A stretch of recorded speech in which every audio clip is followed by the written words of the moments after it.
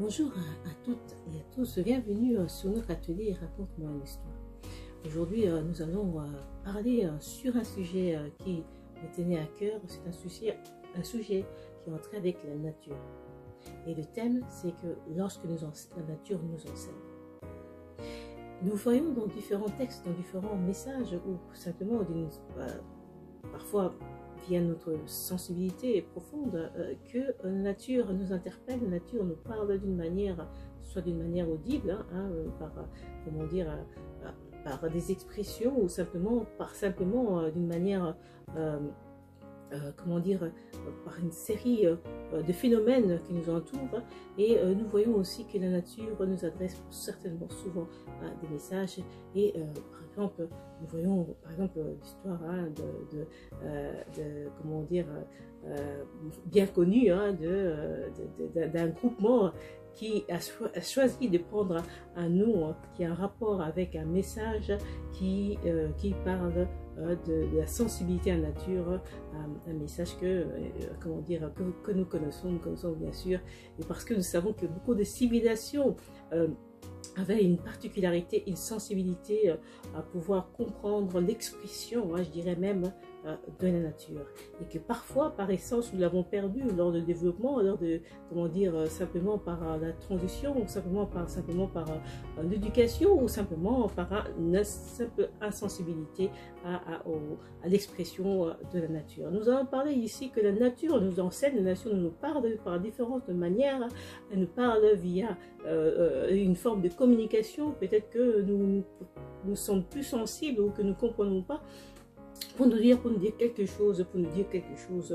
pour nous avertir par un danger, parce qu'on verra, par exemple, dans l'histoire de Tsunami, on verra que les animaux avaient déjà commencé à fuir, et les êtres humains l'ont observé après. Donc la nature nous parle de différentes manières, à travers les animaux, à travers simplement l'environnement, ou simplement par le fait que l'environnement devient parfois être un peu agressive vis-à-vis des êtres humains, ou simplement elle prend de l'ampleur, par exemple en situation de crise, ou dans différents pays que nous observons qu'il y a différentes crises qui sont attraits à la nature. Donc c'est vrai que la nature a son mode d'expression, la nature a ses codes de nature, a ses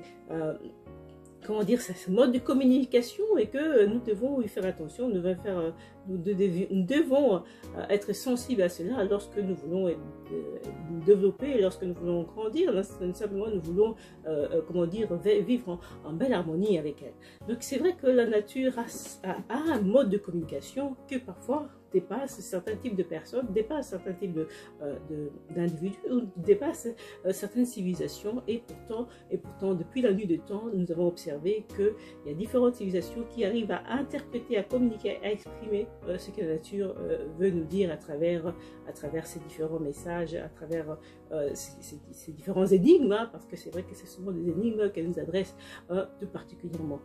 Tout ça pour nous dire que parfois nous devons être sensibles à cette nature qui nous parle, et que dans différents textes également nous voyons que la nature elle nous parle simplement par le fait d'avoir une certaine harmonie vis-à-vis de la nature, ou simplement par le fait de vivre en harmonie avec la nature, ou tout simplement le fait de pouvoir utiliser cette nature pour que nous puissions grandir, pour nous développer, ou tout simplement pour construire un habitat, ou vivre d'une manière décente. Donc la nature a ses mots d'expression, et qu'on verra que certaines découvertes scientifiques ont été découvertes grâce à la compréhension de la nature. Donc